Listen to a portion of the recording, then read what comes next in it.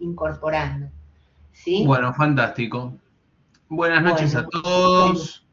Vamos a arrancar con esta segunda clase de el módulo de ginecología.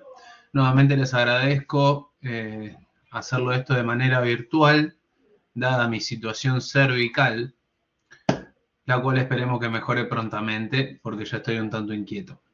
En esta oportunidad vamos a avanzar con el temario y vamos a ver todo lo que es útero y cavidad endometrial, haciendo hincapié en las principales patologías.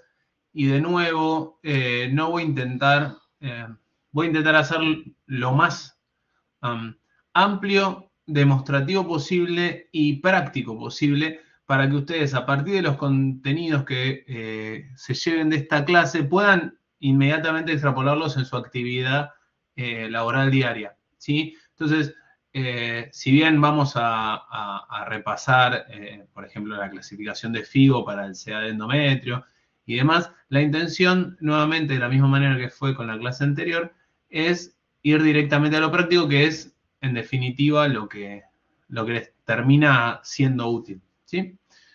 Muy bien.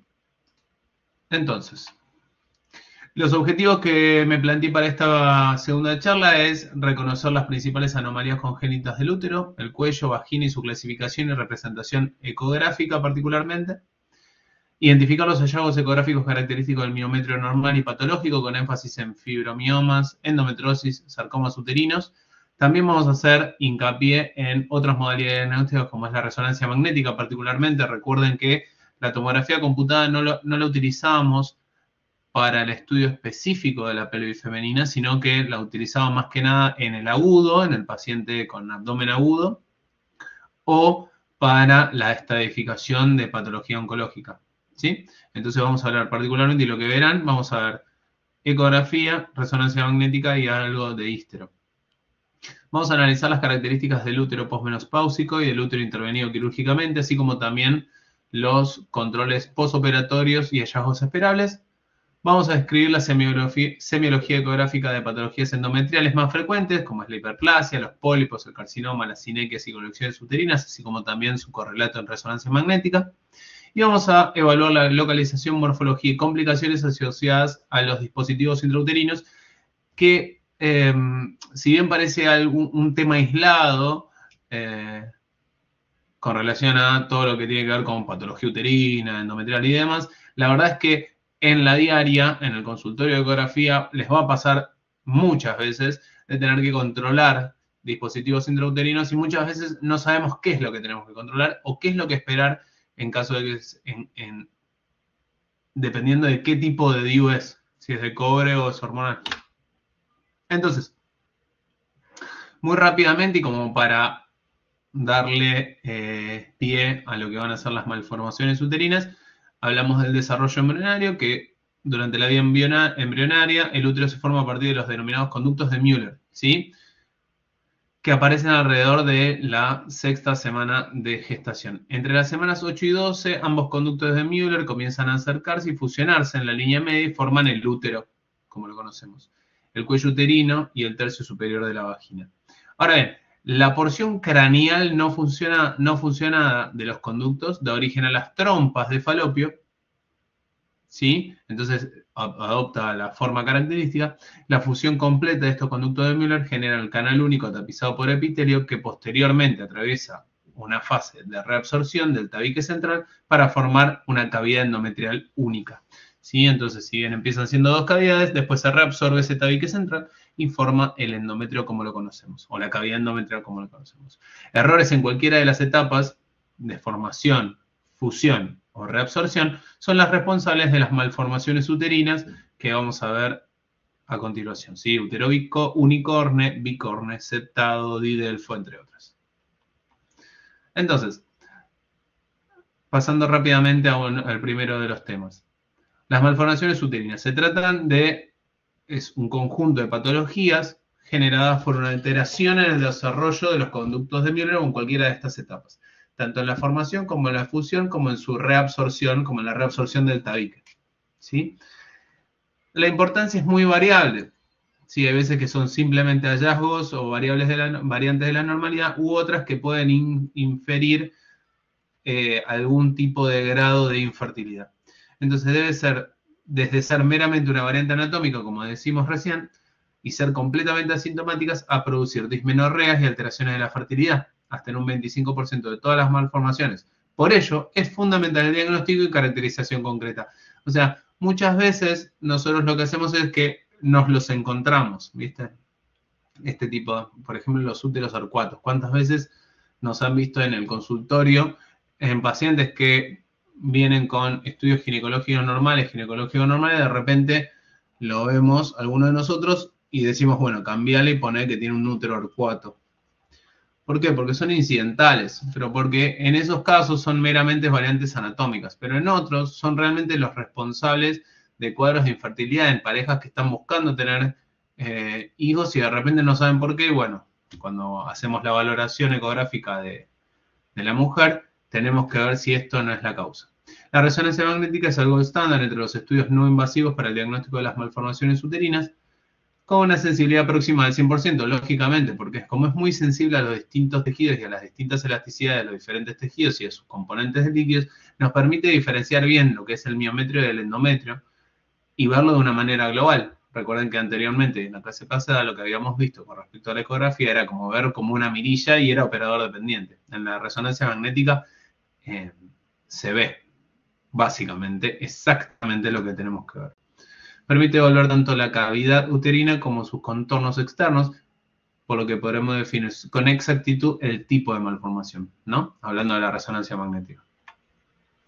Entonces, van a ver que tenemos 7 clases, ¿sí? En la clase 1, ¿sí? Es la clase 1, hay 7 tipos, diferentes clases. La clase 1 es la hipoplasia o agenesia del útero. Entonces, se produce por la ausencia o directamente, o sea, el escaso desarrollo o directamente la ausencia de los conductos de Müller, que eran los que en definitiva se juntaban, se acercaban y luego se fusionaban.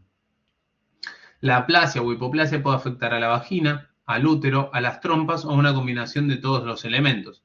Entonces, imagínense que si a partir de estos conductos es que se genera cualquier ausencia de estos conductos, es que va a generar la falta de cualquiera uno de los componentes de todo el órgano o de todo el sistema.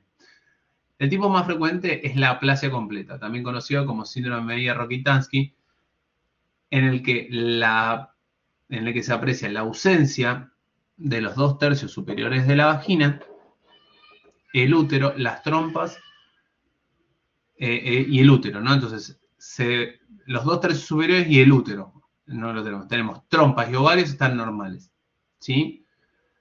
En este caso, lo que habla es que la histerosalpingografía no sirve porque lógicamente llega hasta el tercio inferior de la vagina. Ecografía normalmente se consigue identificar ausencia o hipoplasia del útero. Recuerden que los espacios que no están ocupados por el útero se llenan de vísceras, entonces ecográficamente va a ser más complejo. En todo caso, visualización o directamente hacer una exploración detallada del órgano. Y en resonancia magnética, acá sí vamos a poder confirmar, porque vamos a ver que el útero está ausente o con una cavidad de pequeño tamaño, con miometrio adelgazado o con señal alterada. La fertilidad es nula, lógicamente, porque acá lo que nos falta es el útero, lógicamente. En el caso de la aplasia hay muy escasa en el caso de la hipoplasia. Muy bien, eso en cuanto a la clase 1 de hipoplasia o directamente aplasia uterina. En la clase 2 es el útero unicorne. ¿Sí? Se produce por un desarrollo incompleto o la ausencia de desarrollo de uno de los conductos de Müller. Entonces también se conoce como hemiútero, ya que está formado con un útero morfología en banana con una sola trompa y ovarios normales.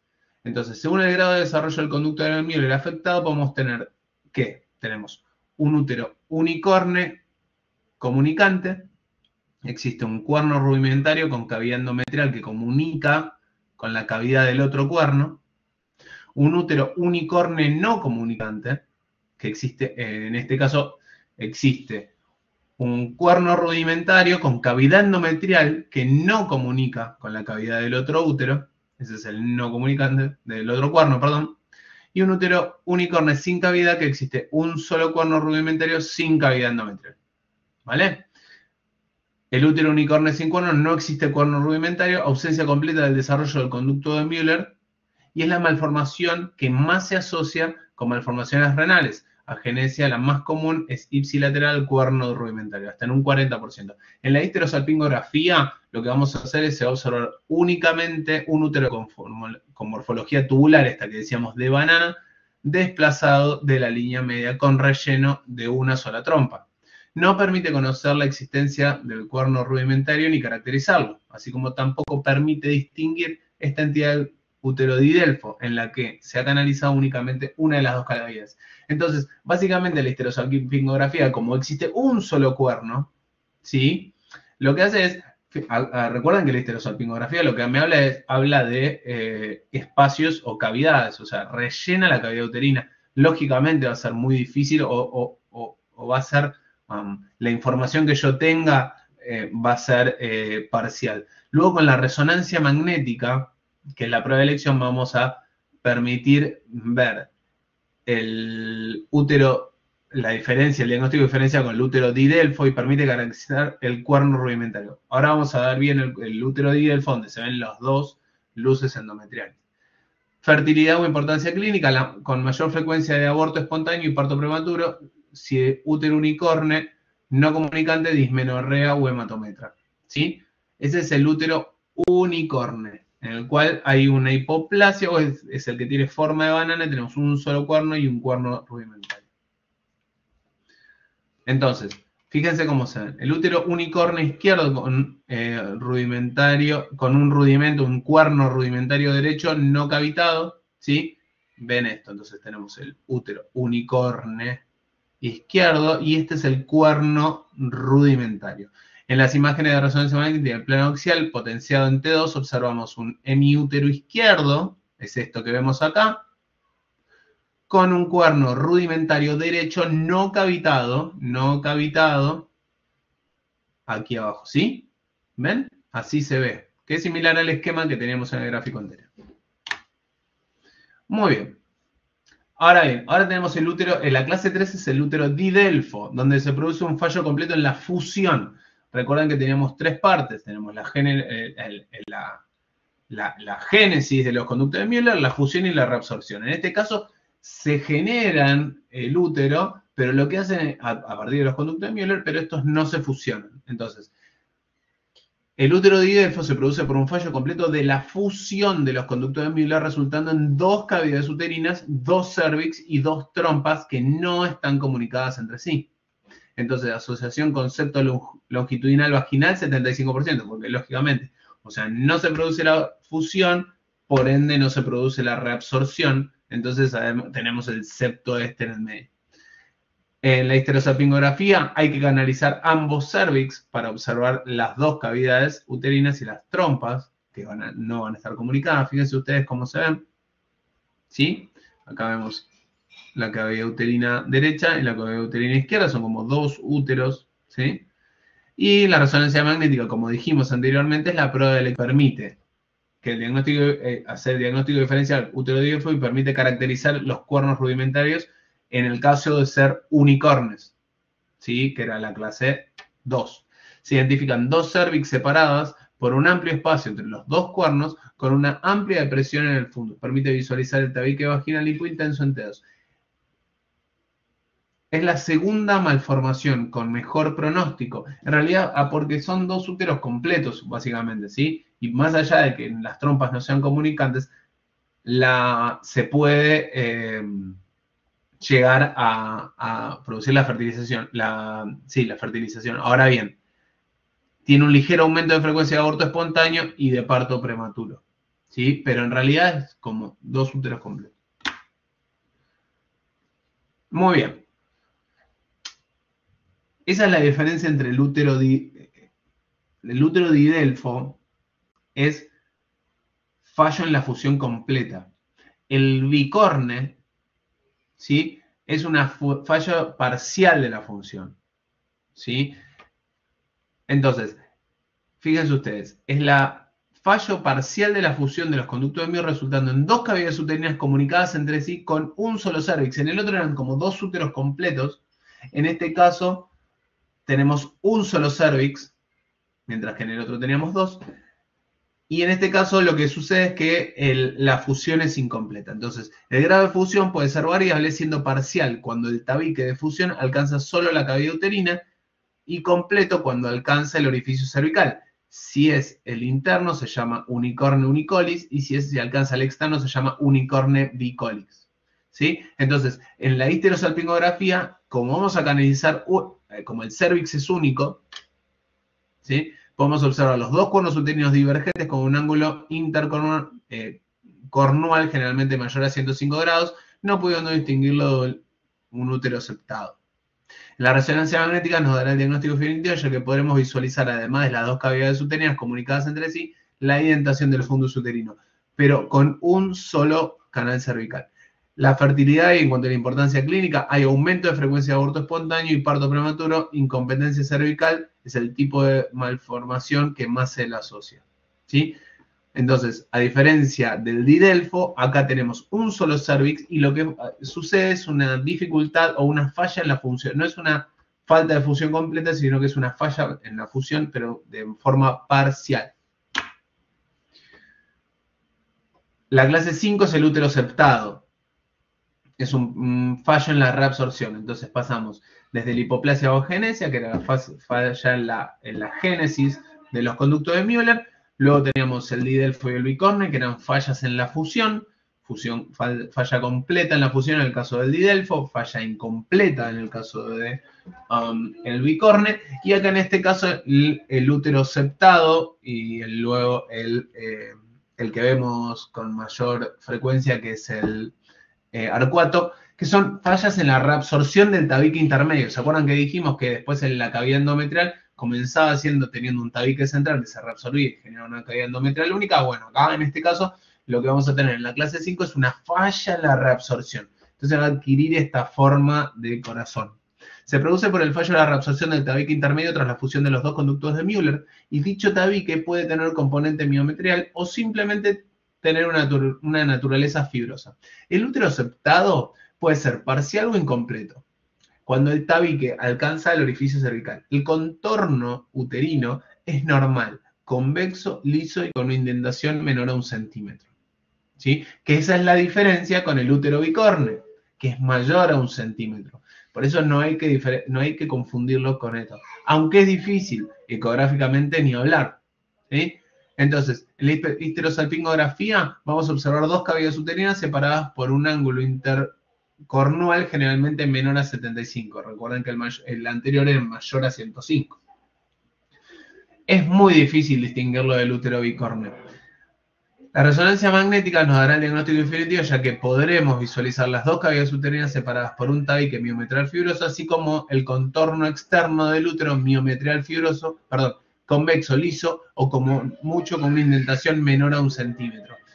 Chicos, chicas, es realmente muy complejo diferenciarlo, distinguirlo. Si piensen que acá yo les estoy poniendo una sola imagen de todas las que componen la resonancia en general, lo tienen que ver. Pero bueno, existe, así es, y se ve, particularmente resonancia, que es el gold estándar para determinar de definir todas estas cuestiones. Tiene alta tasa de abortos espontáneos y probablemente por la falta de irrigación vascular del propio tabique. El tipo 6 es el útero arcuato. Este es el que más comúnmente vemos en el consultorio de ecografía, es el que la reabsorción es casi completa del tabique, y lo que sucede es que recién hacia el final, en la parte más distal del endometrio, es donde no se produce la reabsorción y queda como dividido, como si fuera la lengua de una víbora al final, ¿viste? Apenitas. Se produce por la reabsorción casi completa del tabique intermedio tras la fusión de los dos conductos de Müller. La morfología uterina es prácticamente normal, con un aumento en el espesor miometrial en el fundus uterino, generalmente unos 15 milímetros, con un contorno externo normal. Se considera realmente una variante anatómica, son totalmente asintomáticos y son los que más frecuentemente encontramos en consultorio. en la histerosalpingografía vamos a poder observar una cavidad, una única cavidad uterina con una indentación fúndica con morfología en silla de montar, que es básicamente esto que está marcando aquí.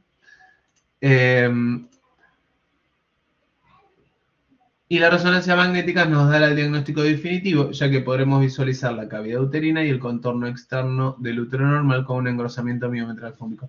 En ecografía, cuando agarramos y hacemos el longitudinal, el corte longitudinal, para buscar el eje longitudinal, valga la redundancia, de la cavidad uterina, y nos movemos desde un lado hacia el otro, es cuando a veces vemos, y ustedes seguramente haciendo memoria de cuando han hecho ecografías, por ahí recordarán qué les pasa, o sea, ven la cavidad, están midiendo el longi del útero en eco y ven que el endometrio lo sigue, de repente cuando llega a la línea media desaparece y vuelve a aparecer. Bueno, esa pequeña diferencia que existe y esa pequeña aparición de dos endometrios es generalmente úteros arcuatos. Después lo que hacen ustedes es giran, se ponen en axial y cuando se van hacia el fondo, en un útero en anteversoflexión, es apuntando hacia el ombligo de la paciente, van a ver como ese endometrio central, cuando a medida que van yendo más hacia el fondo del útero, se divide justo hacia el final y esos son los úteros arcuatos. En el contexto de un miometrio y una forma y un fondo uterino normal, ¿no? Hay un pequeño cuadrito que se puede encontrar en cualquier lado, donde hablan de las distintas tipos de clases, donde vemos las diferentes malformaciones. Lo que quiero que se lleven de acá es que hay tres tipos de malformaciones, algunas que se producen por la falta de formación de los conductos de Müller, otras se producen por la falta de fusión o dificultades en la fusión de estos conductos de Müller, y otras que se producen por la falta o reabsorciones incompletas del tabique que en una primera instancia divide la cavidad endometrial. Muy bien, eso con respecto a las malformaciones uterinas. La miomatosis uterina es otra de las etiologías que más frecuentemente nos encontramos en consultorio y muchas veces nos cuesta caracterizarlos, pero siempre los tenemos que tener en la cabeza. Había un médico acá que daba clases en este curso que decía, uno no encuentra lo que no busca, ¿no? Entonces, es importante no solamente saber que me voy a encontrar frecuentemente con miomas uterinos, sino que entender las localizaciones y cómo se comportan cada uno de ellos. Y muchas veces, cuando nosotros, a diferencia de otras subespecialidades, cuando en la práctica ecográfica, y esto lo digo mucho en la diplomatura, nosotros tenemos la posibilidad de hacer la anamnesis del paciente. Entonces, siempre que nosotros agarramos y vemos un paciente, una paciente en edad fértil que viene con unas metrorragias que parecen escena del crimen, o que en su relato la vemos que te dice, no, yo estoy anémica y que esto y que lo otro, y que no me puedo subir al colectivo porque la verdad es que no paro de sangrar en todo el mes o lo que fuese.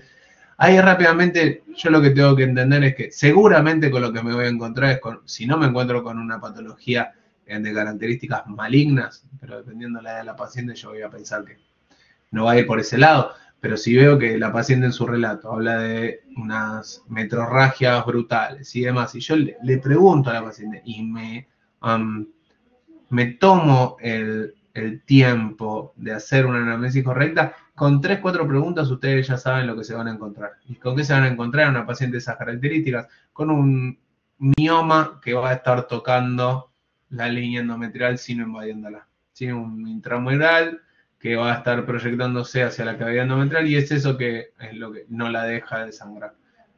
¿Sí? Entonces, es importante que nosotros hagamos una buena anamnesis, es importante que sepamos qué estamos buscando, es importante que charlemos con los colegas, en este caso con los ginecólogos o ginecólogas, para que ellos mismos nos den sus apreciaciones de lo que estamos haciendo y qué es lo que están buscando ellos. ¿Sí? Entonces, en eso radica el laburo nuestro como médicos interconsultores y particularmente cuando hacemos ecografías. Entonces, en relación a los aspectos generales de los miomas, los leiomiomas uterinos, también conocidos como miomas o fibromas, son las neoplasias ginecológicas más comunes y afectan entre el 20 y el 50% de las mujeres en edad reproductiva. Son tumores monoclonales benignos que surgen de la célula de músculo liso del miometrio. Yo cuando agarro y les pregunto, o agarran y las pacientes te preguntan, bueno, pero dicen que tengo un mioma o un fibroma. Los alumnos acá que han hecho consultorio conmigo siempre hago la misma explicación. Son como ovillos de fibras musculares. Yo agarro y le digo al paciente, si la pared del útero tiene las fibras o los fascículos musculares todos dispuestos en haces longitudinales, bien peinaditos, bueno, ¿qué es el mioma? Es como una estructura, una lesión benigna que es un ovillo de fibras musculares. Hablando en criollo y como para que la paciente lo entienda. Ese lo pueden usar, les queda bastante claro. Típicamente se presenta con metrorragia, dolor pélvico y efecto de masa. En algunos casos pueden causar infertilidad. A ver, los miomas ejercen su efecto o generan su clínica justamente por estar ahí. Nada más y nada menos. Son estructuras benignas. Entonces, dependiendo de dónde estén ubicados.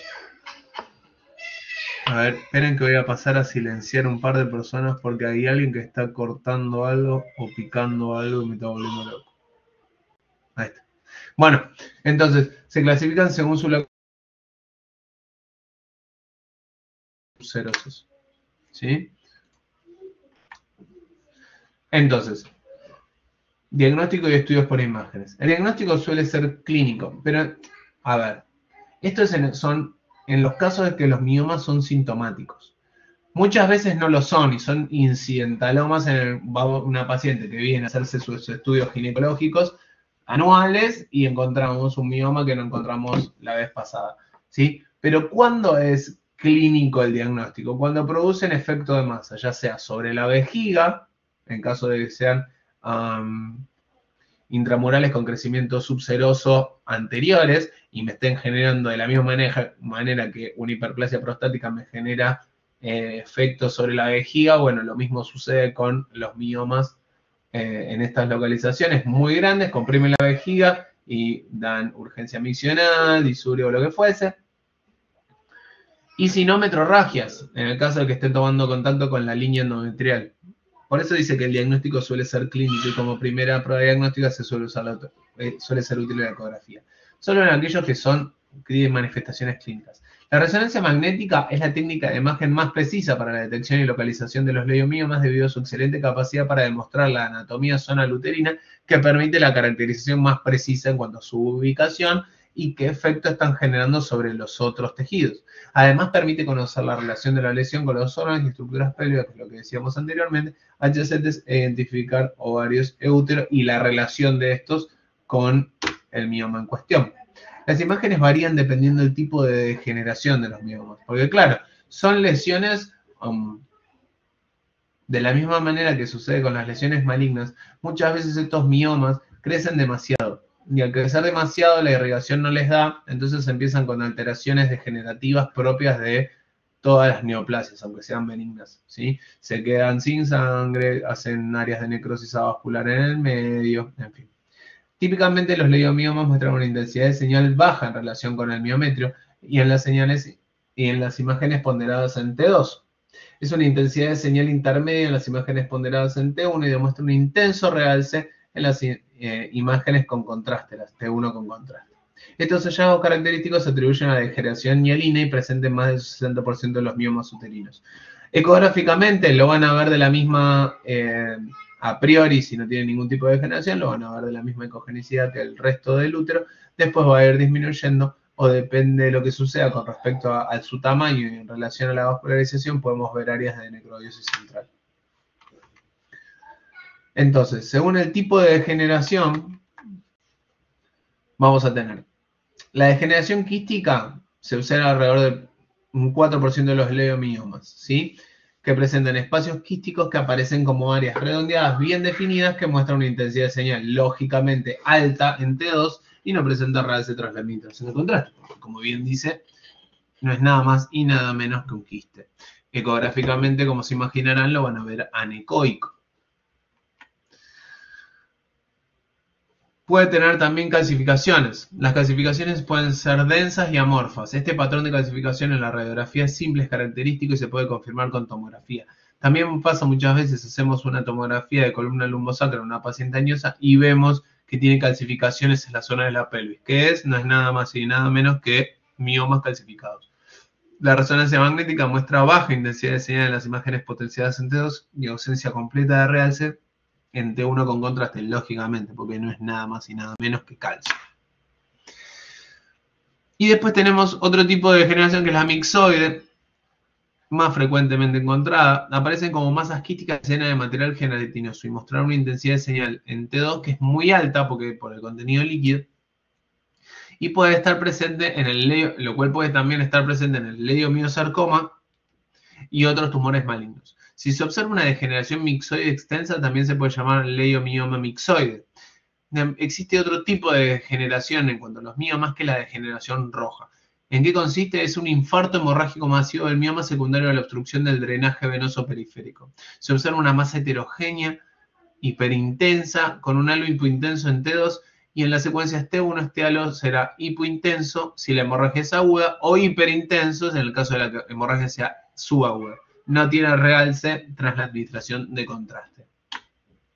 Entonces, ¿cuáles son los diagnósticos diferenciales de las miomatosis uterinas? Que son nada más y nada menos que lesiones normales o benignas, la adenomiosis focal o adenomioma, los pólipos endometriales, que son los diagnósticos diferenciales de los miomas con crecimiento submucoso, tumores ováricos benignos, fibromas o tecomas, y acá ustedes miran, pero ¿qué tiene que ver el tumor del ovario con el mioma?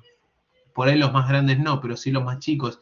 Y porque hay veces, ¿cuáles son los tipos de miomas que vimos anteriormente? Los vimos en el primer esquema. Tenemos los intramurales, los subserosos y los submucosos, ¿sí?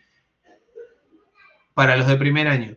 Los submucosos son aquellos que crecen hacia la luz endometrial. Por eso su diagnóstico diferencial es el pólipo endometrial, ¿sí?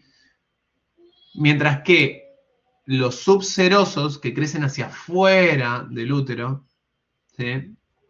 Son los diagnósticos diferenciales de los tumores ováricos benignos. ¿Por qué? Porque de repente yo agarro y veo en una ecografía, ya sea ginecología transabdominal, transvaginal o inclusive en una resonancia magnética, por ahí la resonancia magnética me permite encontrar el plano de clivaje, pero veo una lesión ocupante de espacio en relación o que se proyecta hacia una de las dos áreas anexiales y puede ser que sea o un tumor sólido del ovario o un mioma subseroso o intramural con crecimiento subseroso verdadero, creciendo hacia uno de los laterales. ¿Se entiende lo que estoy diciendo? Por ahí los más viejitos de acá, los más grandes, saben de lo que hablo. Los de primero lo van a tener que ver. Leiomiosarcoma uterino es el otro diagnóstico diferencial. Muy bien, adenomiosis. Es un cuadro caracterizado por la presencia de glándulas endometriales y estroma de localización ectópica en el miometrio. ¿Sí? Entonces, no es lo mismo que endometriosis. Son glándulas endometriales y estroma en el miometrio. Su tratamiento es la extirpación quirúrgica. Puede ser difusa, que es la más frecuente. Aparece en la resonancia magnética como un engrosamiento difuso e hipointenso en T2. Esto es T2, ven que el líquido se ve blanco. Entonces es un engrosamiento difuso e hipointenso en T2 mayor a 12 milímetros en la zona unión. La zona unión es la zona que existe entre el endometrio y el miometrio. O puede ser focal, que es el adenomioma. Los adenomiomas se caracterizan por tener morfología ovoidea y a diferencia de los miomas tienen bordes mal definidos, con una interfase mal delimitada sin producir efecto de masa significativo. Porque como es glándula y endometrial y estroma, a diferencia del mioma que habíamos dicho que era un ovillo de fibras musculares, esto no es que desplaza estructuras y demás, esto es como un infiltrado de tejido dentro del miometrio. Por eso es que no genera efecto de masa y por eso los márgenes son mal definidos. Son hipointensos en T2, pudiendo presentar focos hipointensos que corresponden al endometrio ectópico, hiperintenso. Perdón. Muy bien, eso en cuanto a la adenomiosis. Es glándulas o estroma endometrial dentro del miometrio. ¿Sí? Puede ser focal o difuso y a diferencia de los miomas, como que es su diagnóstico diferencial, los bordes son mal definidos y no generan efecto de masa. ¿Vale? Pólipos endometriales. Los pólipos endometriales son los diagnósticos diferenciales de los miomas. ¿Sí? ¿Quién fue? Sí, hola, Germán, buenas noches. ¿Qué haces? ¿Todo bien, León? Bien, bien. Ahí anteriormente en la adenomiosis quería preguntarle algo, qué pena y que le interrumpa Dime. no sé si en la adenomiosis, la zona de unión que mencionaba anteriormente, como regla general, creo que debe de tener un diámetro de 12 milímetros o más para estar más certeros del diagnóstico de adenomiosis. Claro, acá si tiene más de 12 milímetros, en realidad 15 milímetros, algunos dicen, es el engrosamiento para nosotros hablar y decir, bueno, esto es compatible en primera instancia con. Gracias, gracias. Muy bien.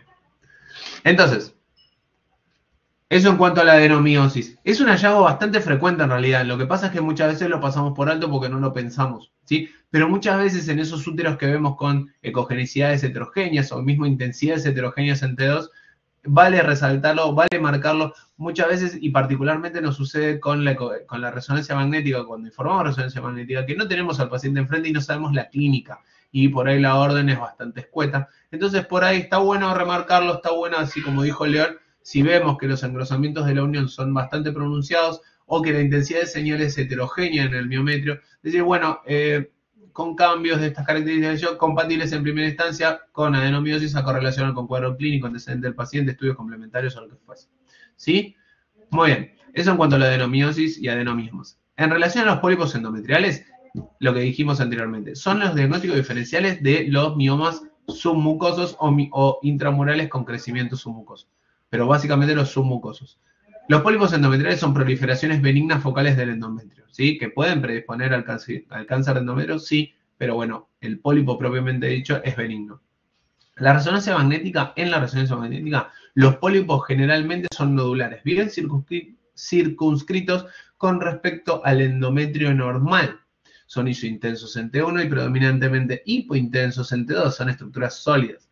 Muestran realce intenso, precoz y persiste tras la administración de contraste. Generalmente en la ecografía lo que vemos es el pedículo de ese pólipo.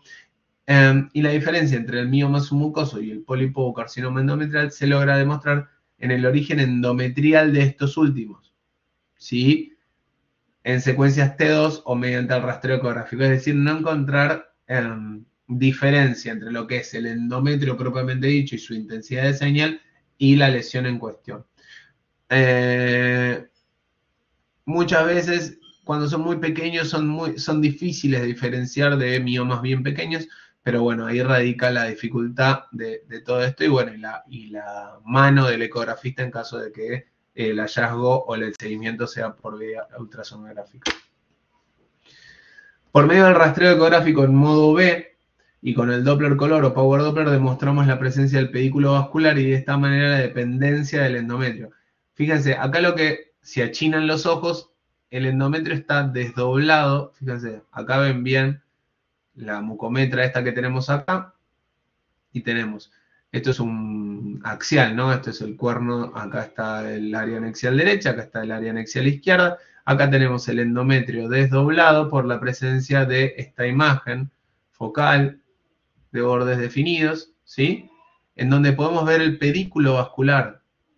Si fuese un mioma y tuviese gran vascularización, prendería entero, ¿sí? Esa es la diferencia cuando nosotros vamos a la práctica. En la práctica, más allá de lo que digan los textos, nosotros lo que vamos a buscar es el pedículo, ¿sí? Para diferenciarlo. Después, el diagnóstico definitivo será por la hístero, pero bueno, imagenológicamente hablando y en relación al Doppler, el pólipo va a prender en el pedículo, el mioma, en caso de estar muy vascularizado, va a prender todo entero. Muy bien. El leiomiosarcoma. Bueno, y después nos quedaban después de esta diapositiva creo que vienen los tumores. El leiomiosarcoma es un tumor maligno que se presenta con incidencia de 1 en 500 mujeres histerectomizadas. Los leiomiomas o miomas no son precursores de los leiomiosarcomas. Se trata de masas sólidas de márgenes mal definidos de aspecto infiltrativo con alto grado de vascularización, ¿sí? Que por su gran tamaño muchas veces presentan áreas de necrobiosis central. El diagnóstico se establece histológicamente al observar la presencia de márgenes infiltrativos, atipia nuclear y aumento de las figuras mitóticas en el análisis histológico.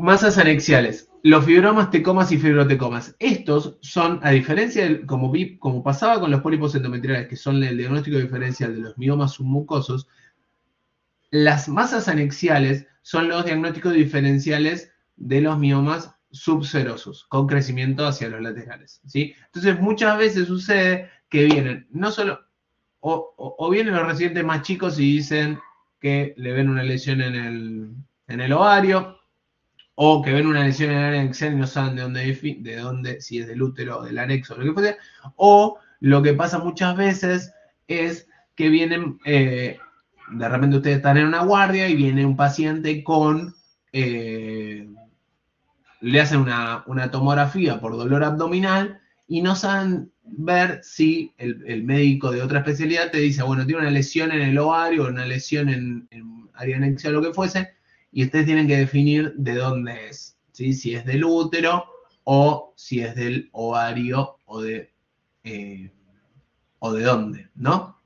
Entonces, muchas veces, y lo que sucede en la práctica diaria, como en estos segundos casos les hacen tomografías por abdómenes agudos, es que están lidiando con tomografías. Las tomografías no es el mejor método de estudio para lograr encontrar estos planos de clivaje de los cuales hablamos, pero bueno, ustedes ya saben, a partir de esta charla que estamos teniendo ahora, que existen los diagnósticos diferenciales y que muchas veces esas lesiones en áreas anexiales pueden no ser de los ovarios y sí pueden ser miomas subserosos, lógicamente dependientes del útero. Entonces, son los tumores sólidos benignos más frecuentes del ovario, ¿sí? Fibromas, tecomas o fibrotecomas. Tienen un gran componente de colágeno y pueden mostrar actividad estrogénica inclusive. En la tomografía computada multislice se identifica como un tumor sólido, homogéneo, con escasa captación tardía. La resonancia magnética permite la detección y caracterización de los ovarios normales, así como también puede mostrar masas anexiales usualmente redondeadas de estroma ovárico y folículos que establecen el origen ovárico de estas lesiones. Son hipointensos en T2 sin realce tras la administración de contraste dado el alto componente del colágeno, y eso también es una de las diferencias con los miomas. Entonces, fíjense ustedes, acá tenemos un fibrotecoma anexial derecho. Es una lesión sólida hipointensa en T2 que depende del ovario derecho. No se observa realce tras la administración del material de contraste y en este caso también se identifica una lesión focal sólida dependiente de la pared uterina compatible con mioma subseroso con áreas de degeneración hialina. Entonces, fíjense ustedes cómo este es el mismo paciente, ¿no? Esto es un coronal y esto es un axial. Fíjense ustedes como el fibroma grande o el mioma grandote subseroso, entonces, este es el útero, ¿no? En axial. Acá tenemos dos lesiones, tenemos esta que está por acá y esta que está por acá. Esto es un T1 con contraste. Fíjense ustedes como el mioma, ¿sí? Realza de la misma manera que sucede con el útero. Lo que tiene esta alteración o esta señal o esta intensidad de señal heterogénea es producto de la degeneración hialina.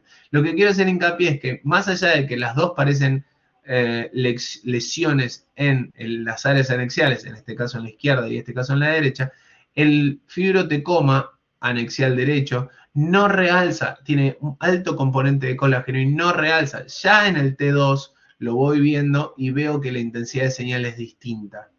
¿Sí? ¿Ven lo que les digo? Entonces es lo que decíamos anteriormente en la clase pasada. Resonancia magnética es detectivesco, porque ante una misma lesión, lo que voy haciendo es voy y abriendo, y por eso es que a diferencia por ahí lo que sucede en tomografía computada, que nosotros partimos la pantalla en dos para ver el axial y el coronal, o el axial y el sagital. Acá por ahí estamos viendo 4 pantallas al mismo tiempo, porque estoy viendo cómo se comporta en T1, cómo se comporta en T2, cómo se comporta con contraste, restringe o no restringe en difusión y demás. Entonces, ante una misma lesión, tengo que entender cómo se va a manifestar en las diferentes secuencias. ¿Sí? Muy bien. Eso en cuanto a miomas y sus diagnósticos diferenciales. Tienen diferentes ubicaciones, pueden ser intramurales, subserosos, submucosos. Los diagnósticos diferenciales con respecto a los intramurales es la adenomiosis y los adenomiomas. Recuerden los bordes vagamente definidos de los adenomiomas o las áreas de adenomiosis. No hay efecto de masa. Recuerden en cuanto a los pólipos endometriales, que son los diagnósticos diferenciales de los miomas submucosos, y recuerden que las masas anexiales pueden ser diagnóstico diferencial de los miomas subserosos. Los miomas en líneas generales ejercen sus efectos por su efecto de masa, pueden ser metrorragias en caso de que tomen contacto con la línea endometrial, lo cual tienen que describirlo, o efecto de masa de estructuras vecinas, como puede ser urgencia miccional en el caso de aquellos miomas subserosos que crezcan hacia adelante y se lleven puesta la vejiga. ¿Vale? Muy bien. Endometriosis. Tú dirás, Richard. Ricardo. ¿Me escuchás? Hola, ¿me escuchan? Sí, Doc. Hola, Doc. Una consulta. Usted habló sobre los fibrostecomas. En ecografía se pueden ver esas lesiones en una paciente posmenopáusica y el Doppler puede tener flujo. No, es que ahí tenés un tema con los pacientes posmenopáusicos, porque definitivamente por ahí lo que sucede es que el mioma tampoco. El fibrotecoma va a tener prácticamente nada porque además tiene muchas veces mucho componente colágeno, entonces no lo vas a ver. Además, el hecho de que sea una paciente añosa hace que la vascularización muchas veces sea defectuosa, entonces todo el sistema está con poca vascularización. A vos lo que te conviene ahí en esos casos es, nada, describirlo de la mejor manera que puedas, ecográficamente hablando, tratar de encontrar plano de clivaje o no con el útero para ver de dónde depende. Y otra cosa que puedes hacer, lo cual es más difícil inclusive, es, en la paciente añosa hablando, ¿no? Encontrar el ovario. Si vos encontrás el ovario y lo podés recorrer de pe a pa y no y ver que no toma contacto con la lesión en cuestión, listo, depende del útero. Si no, listo, vas a tener que pasar a un estudio de mayor complejidad. Más allá de eso, si la paciente es grande, ¿sí? Patología anexial de gravedad no vas a encontrar. ¿Sí? Porque en definitiva las pacientes jóvenes tienen lesiones anexiales que puedan ser peligrosas. No sé si me explico.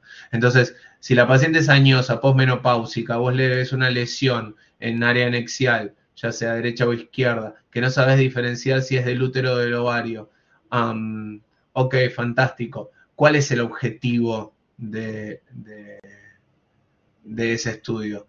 Bueno, listo, ver de qué se trata. Si es del útero y es un fibroma, es un mioma subseroso, bueno, mucha importancia no tiene. Si es del anexo, ok, bueno, fantástico.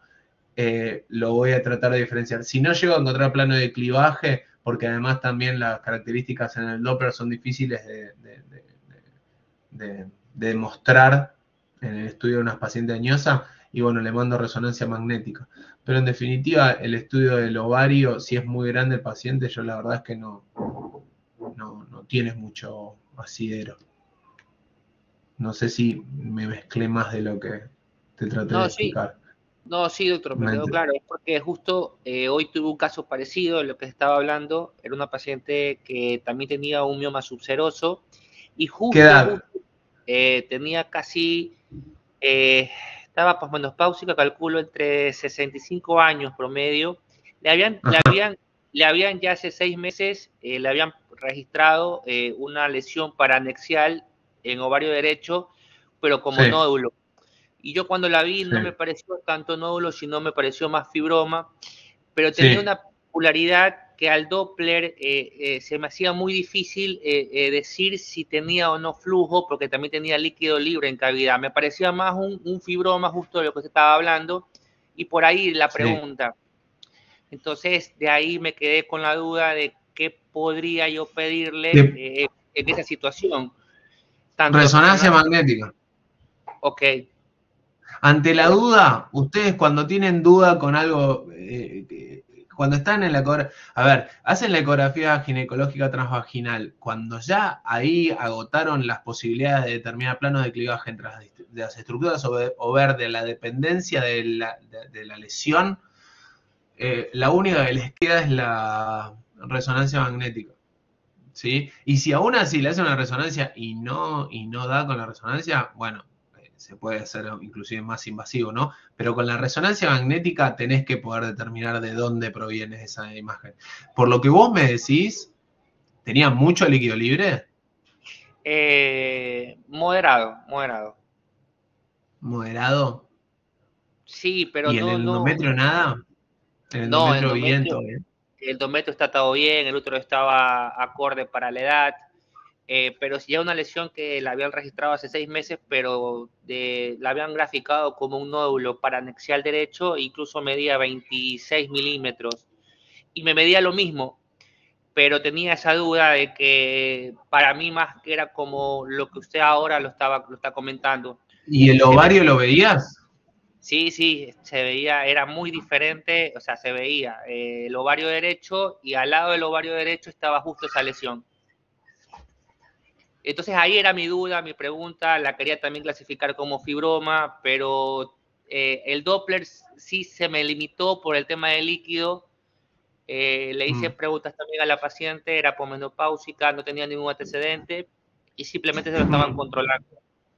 Bueno, en ese caso vos lo que tratás de hacer es lo más descriptivo posible, lógicamente. Si realmente no encontrás plano de clivaje entre el útero o el ovario y la lesión en cuestión, la describís todo lo que podés, describís cuánto le podés dar con el Doppler. Siempre acordate que para ese tipo de lesiones usás el Power o el ADF, que son más sensibles. Y si aún así no lo terminás de descular, resonancia magnética y a otra cosa. Ok. ¿Listo? Listo, Doc. Muy bien. Avancemos. Muy bien. Entonces, endometriosis. Se caracteriza por la presencia de tejido endometrial y glándulas y estroma fuera de la cavidad uterina. ¿Sí? Este tejido es funcionalmente activo y por lo tanto hormonodependiente y por eso genera tanto dolor. El sangrado cíclico induce una respuesta inflamatoria crónica que conduce a la fibrosis y al desarrollo de adherencias. Es sumamente doloroso. Es un cuadro clínico en donde los síntomas dependen de la localización de esos implantes, ¿sí? Los síntomas principales son la esterilidad, el dolor pélvico y menos frecuente, y dependiendo del área donde se ubiquen, pueden ser gastrointestinales, urológicos, como hematuria, disuria, o dolores pleuríticos en el caso de que estén ubicados en el tórax. Volviendo a lo de la esterilidad, el 20% de las mujeres infértiles tienen endometriosis, del 30 al 50% de las mujeres con endometriosis se asocian a esterilidad o subesterilidad, el 60% presenta dolor pélvico en forma de dismenorrea, dispareunia o dolor pélvico crónico. Es tejido hormonalmente activo, así que cuando se produce los dolores propios del ciclo menstrual, todo esto se activa, entonces donde esté localizado este tejido va a doler. ¿Cuáles son los tipos de endometriosis? Existen 3 formas principales de afección. El endometrioma ovárico, que es el quiste achocolatado, con los cuales nos encontramos en las ecografías, las lesiones peritoneales superficiales o implantes no invasivos, y la endometriosis pélvica profunda, que es la endometriosis infiltrante. Del compartimento posterior es la más frecuente, ¿sí? Ahora lo vamos a ver. Las lesiones endometriósicas penetran al menos 5 milímetros bajo la superficie peritoneal y causan la formación de adherencias y por la invasión de órganos adyacentes. Por tanto, esta forma de afectación es la que más contribuye a la clínica, ¿sí? La endometriosis pélvica profunda.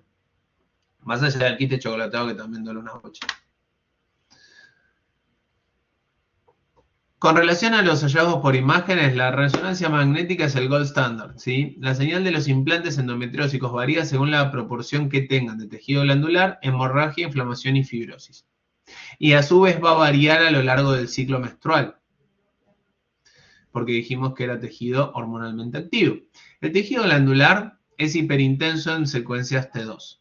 La fibrosis es hipointensa en T1 y T2, y los focos hemorrágicos son hiperintensos en secuencias T1. Entonces es como bastante complejo el tema de la endometriosis profunda, aún por resonancia magnética, porque va variando a lo largo del ciclo y dependiendo del contenido del implante.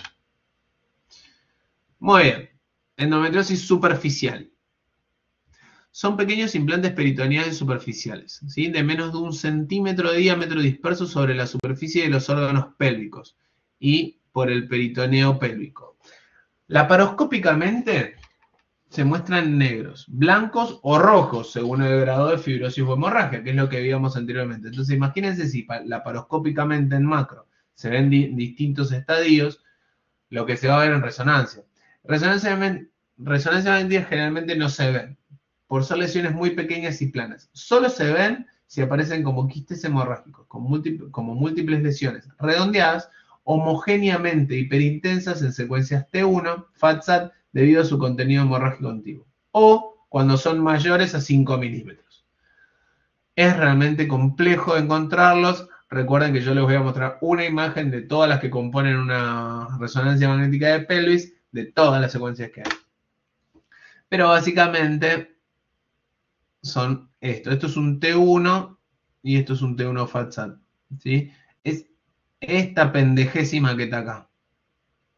Foco endometriosis superficial milimétrico en el peritoneo pélvico, es la flecha azul, es hiperintenso, secuencia potenciada en T1, sin y con FATSAT. ¿Sí? Es eso que está ahí. Eso que está ahí.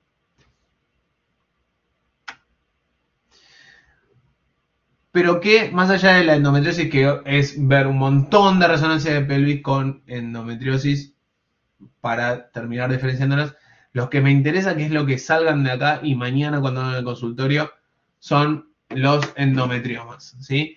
¿Por qué? Porque estos sí son frecuentes de ver o en pacientes que vienen con dolor pélvico crónico o que particularmente tienen esos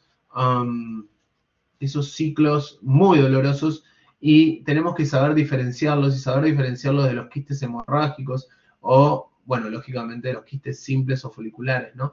Pero a diferencia de los hemorrágicos, que también generan mucho dolor, estos son los que son homogéneamente ecogénicos y, bueno, son quistes, es tejido endometrial en los ovarios.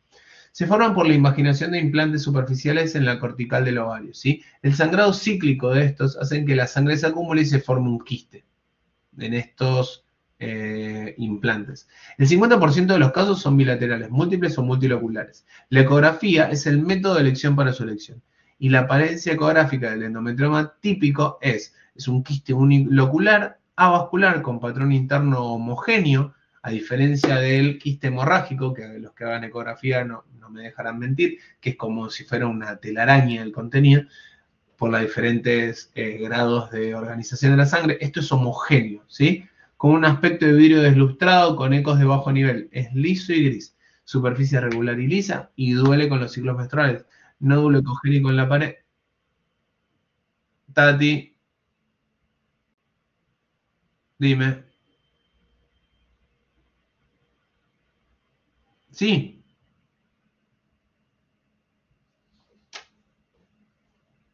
¿Se te levantó la mano sola o me querés preguntar algo?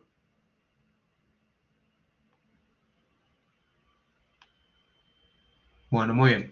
Entonces, nódulo ecogénico en la pared, avascular puede corresponder a un coágulo, ¿sí? Pero son esas lesiones que ecográficamente las vemos, son quistes de ecogenicidad homogénea, hablando en criollo son grises, y a diferencia de los hemorrágicos son bien planitos, bien homogéneos y duelen con los ciclos menstruales. Ese es el famoso quiste chocolatado.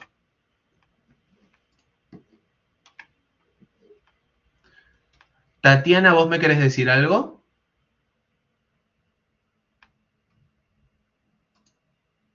Bueno.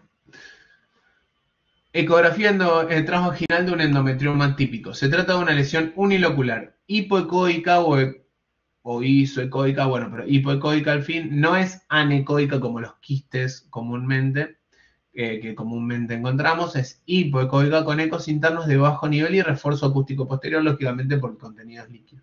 Cuando las características ecográficas son indeterminadas, la resonancia magnética es el método de elección para excluir malignidad, porque claro, muchas veces la ecogenicidad del contenido es... me da la pauta, me da la idea o me da la sensación de que es algo sólido y a partir de ahí es que me empiezo a pensar que es maligno y entonces le pido la resonancia magnética. el tema acá es cuando me preocupa, me genera alguna... Porque claro, generalmente son pacientes de la misma, ¿sí? Los pacientes en edad fértil que vienen por un dolor pélvico y encuentro estas lesiones. Bueno, el paciente en edad fértil también puede ser poseedor de una lesión expansiva maligna en el ovario, pero en esos casos, si bien está bien agarrar y avanzar en el algoritmo diagnóstico y pedir una resonancia magnética, hay que entender que las lesiones malignas de los ovarios generan mucho líquido, son sólido-quísticas generalmente, la porción sólida es mamilonada, son otras las características, pero bueno, no voy les puedo aceptar que ante una imagen de esta característica, no digo que se asusten, pero que le pidan un estudio de mayor complejidad. Su apariencia de resonancia magnética viene determinada por su alta viscosidad, con altas concentraciones de proteínas y producto de degradación a la sangre, y también va a ser de intensidad variable en las distintas secuencias. ¿Sí? Entonces, fíjense ustedes. Esto es un endometrioma en secuencia T1. ¿Sí? De los dos lados tiene. Alta intensidad, relativamente homogénea, similar o superior a la de la grasa, por la presencia de sangre, metahemoglobina en hemorragia subaguda y proteínas concentradas. No pierde señal en el FAT-SAT. ¿Sí? Después, esto que está acá es ese nivel líquido-líquido, es por... ahora lo vamos a ver. Fíjense acá. En el T2, ¿sí? La intensidad es un tanto menor, moderada intensidad, menor intensidad de señal que en el líquido del quiste normal. Tiene efecto de shading o sombreado, que es esto que vemos acá, que es un signo patognomónico, que es la pérdida gradual de la intensidad de señal dentro de la lesión en secuencia T2 por el sangrado crónico cíclico que lleva a una acumulación de altas concentraciones de hierro y proteínas. A medida que el componente líquido se va haciendo cada vez más denso, es menos hiperintenso en T2. ¿Se entiende lo que digo? El grado de sombreado o degradado puede variar de leve a la pérdida completa de señal en la porción declive, como sucede acá. ¿Ven? También son generalmente lesiones unilaterales, unilaculares, y la mayoría desaparecen en el seguimiento, generalmente entre 4 y 6 semanas. Los endometriomas generalmente tienen una cápsula fibrosa gruesa de baja señal en secuencia T2, que es esta que ven acá, y acá, causada por macrófagos cargados de hemosiderina, que es un signo específico de hemorragia crónica.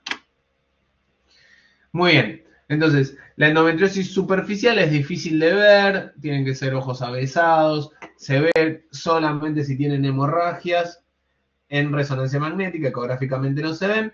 Los endometriomas son los que encontramos habitualmente en consultorio de ecografía, y si nos generan duda porque pensamos que es una lesión sólida, la mando a hacer una resonancia magnética, y en la resonancia magnética vamos a ver distintas intensidades en el T2, producto de estos sangrados cíclicos que van produciendo degradación de productos que son cada vez más sólidos y por ende menos hiperintensos en el T2, que es sensible a los líquidos. Y tenemos la endometriosis pélvica profunda, que es para lo que le piden realmente los ginecólogos la resonancia magnética. ¿Sí? Que realmente, y hablando entre nosotros, que somos todos especialistas en diagnóstico por imágenes, es un garrón de diagnóstico. Se trata de una infiltración subperitoneal de los implantes. Los focos de endometriósicos están formados por glándulas endometriales y estroma dentro de un importante componente fibrótico denso y de músculo liso, lo cual minimiza el sangrado cíclico. Por lo tanto, es un implante fibromatoso, fibromiomatoso, a diferencia de los otros.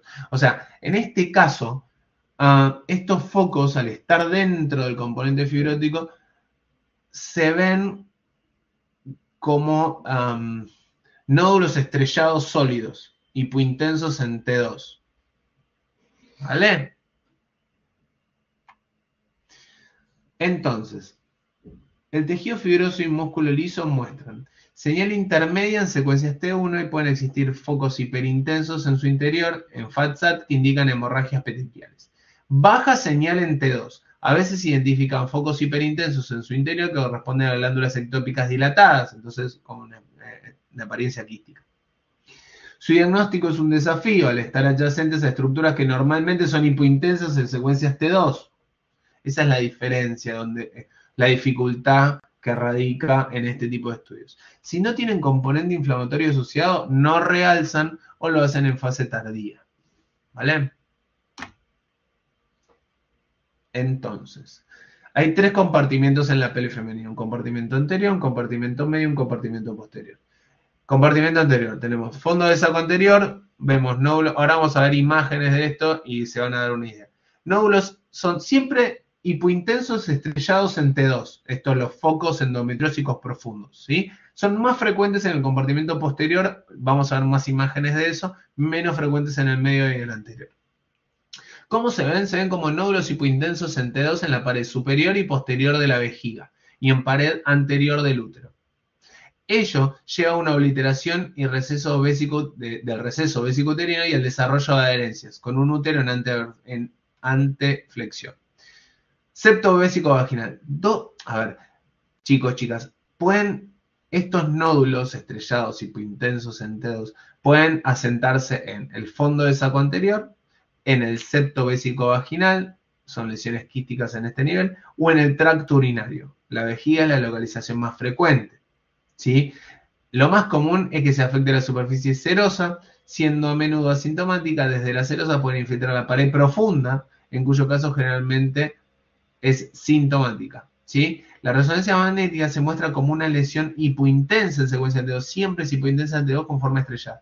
A veces pueden verse focos hiperintensos en secuencia T1 que representan focos hemorrágicos o mismo hiperintensos en T2 que son dilataciones quísticas en caso de que sean cuestiones glandulares. Entonces, eso es en cuanto al compartimento anterior. ¿Y por qué paso rápido? Porque lo más frecuente es el compartimento posterior. En el compartimento medio, ¿dónde pueden asentarse estos focos endometriósicos? En los ligamentos uterinos, en el útero y trompas uterinas y en los ovarios. ¿Vale? Entonces, en los ligamentos uterinos vamos a ver engrosamientos nodulares e irregulares, ligamentos acortados. En el útero y en las trompas generalmente los implantos afectan la superficie serosa. La afectación de las trompas puede producir hidrosalpinx en el 60% o un hematosalpinx en el 40%. En cuanto al hidrosalpinx, trompas dilatadas con contenido líquido, seguramente lo verán en la clase que viene. Hematosalpinx, trompa dilatada con contenido hiperintenso en T1 y sombreado en T2 puede no verse si es todo líquido. Y en cuanto a los ovarios, tenemos los endometriomas o implantes fibróticos superficiales que llevan la formación de cicatrices parováricas y adherencias. Más allá del dolor, chicos y chicas, de estos implantes, lo que generan es, por los sangrados cíclicos, porque como dijimos anteriormente, son hormonalmente activos, generan fibrosis y adherencias y inclusive muchas veces alteraciones en la morfología o cambios en la arquitectura en los hallazgos imagenológicos, ¿sí? Por estas mismas adherencias. Y después está la endometriosis profunda del compartimento posterior, ¿sí? Bueno, acá seguimos, en el compartimento medio. Acá vemos endometriosis pélvica con endometriomas bilaterales, aquí y aquí, fíjense, acá y acá. Veamos el efecto shading en T2, este es el T2, este es el shading por sangra, esa sangre en distintos estadios de organización va decantando. Y adherencia en ambos ovarios entre la cara posterior del útero, ¿sí? Y el recto, ¿sí? Que es este tejido que está acá, ¿sí? Este es el útero, perdón, sí, este es el útero, acá está el recto y acá hay adherencias que se ven acá en el T2, ¿sí? Compartimento posterior. Este es el más afectado y acá es donde vamos a ver más imágenes. Fondo del saco de Douglas, área retrocervical, torus uterino, ligamentos uterosacros. Como se imaginarán, es tejido infiltrativo mal definido, forma estrellada, hipointenso en T2. A veces tiene predominio del compartimento glandular con alta señal en T1. Contenido hemático, señal variable en T2. El componente sólido glandular realza con el gadolíneo. El fondo de saco de Douglas se oblitera cuando las lesiones retrocervicales se extienden a la pared rectal anterior y en su diagnóstico tiene un papel importante la resonancia magnética, donde vamos a ver las adherencias. Ya que en la laparoscopía veríamos un falso suelo peritoneal. Podemos ver un engrosamiento unio bilateral simétrico de los ligamentos uterosacros con foco de hemorragia. El útero se posiciona en retroversoflexión y los ovarios en beso o kissing ovaries, retracción posterocentral de los ovarios que se juntan por detrás del útero en el fondo del saco de Douglas debido a las adherencias formadas entre las superficies peritoneales adyacentes. Realmente es mega engorroso ponerse a informar y diagnosticar esto. Endometriosis pélvica profunda, con afectación del compartimento posterior de la pelvis, implante endometriósico fibrótico, estrellado hipointenso que afecta la región retrocervical y se extiende a la pared rectal anterior. Es esto que está acá. ¿Sí? Entonces, acá donde normalmente tendríamos que ver grasa, vemos tejido hipointenso con forma estrellada, aquí, entre la pared posterior del útero y anterior del recto. Está en el contexto de una paciente que le duele muchísimo cuando tiene el ciclo, ¿no? Las adherencias hacen que se eleve el fondo de saco de la vagina posterior, que es la flecha amarilla, que es esto que está acá, o sea, que hace como se tironea hacia atrás, y que encontramos un útero en retroversoflexión, y los ovarios en una posición más baja y medializada por detrás del útero, que son estos, que se quieren besar. Entonces, a ver, ¿cómo explicarlo? Este tejido endometriósico que está acá genera sangrados y sangrados cíclicos. Sangrados cíclicos generan fibrosis y adherencias. Entonces, ¿qué hace este tejido que está acá? Tironea todo para allá. Al tironear todo para atrás, hace que la cúpula o el fondo, la cúpula vaginal se vaya hacia atrás, el útero todo entero quede en retroversoflexión y los ovarios que estaban colgando a los dos lados se vayan para acá. Entonces como que tironea todo hacia su lugar, ¿ven? Esta estrellita que vemos acá, esos son los ovarios en beso. ¿Mm? Muy bien. Eso es lo que yo les hablaba de que de repente la anatomía imagenológica se ve alterada, más allá de que la macroscópica lógicamente está alterada. Imagenológicamente a ustedes les llaman la atención estas resonancias porque de repente las cosas no están en el lugar donde habitualmente suelen estar. En este caso vemos una endometriosis pélvica profunda con afectación del compartimento posterior, ¿sí? Con engrosamiento del torus uterino y los ligamentos uterosacros.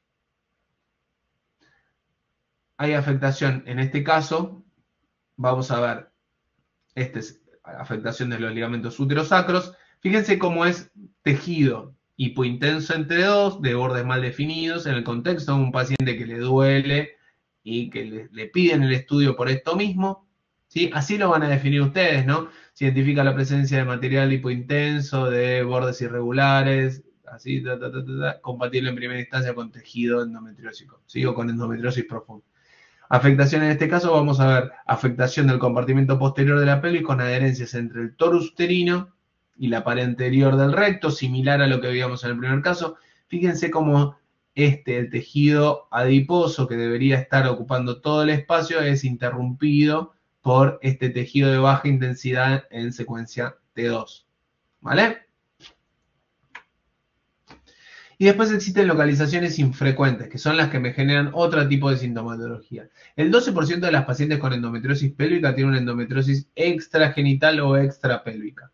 Puede ser en el diafragma, más frecuentes en la región posterior del hemidiafragma derecho, en el plexo sacro, en los nervios ciáticos, en cicatrices como en las Fanesti, en la pared abdominal y en las hernias, vulvas o en el canal de Lug a través del ligamento redondo o en el tórax. Y a partir de eso es que van a generar dolores en esos sitios durante el ciclo.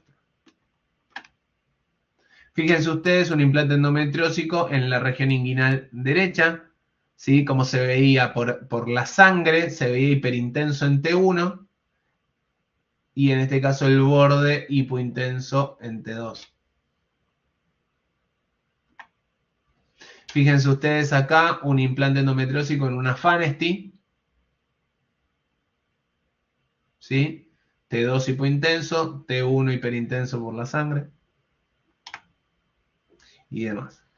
Bueno, eso en cuanto a endometriosis. Endometriosis superficial difícil de localizar. Endometriomas son los que habitualmente encontramos en ecografía y que podemos caracterizar por resonancia magnética en caso que nos queden dudas con respecto a si es sólido o no, ecográficamente hablando. Y después la endometriosis profunda, la cual, si bien son implantes de tejido endometrial fuera del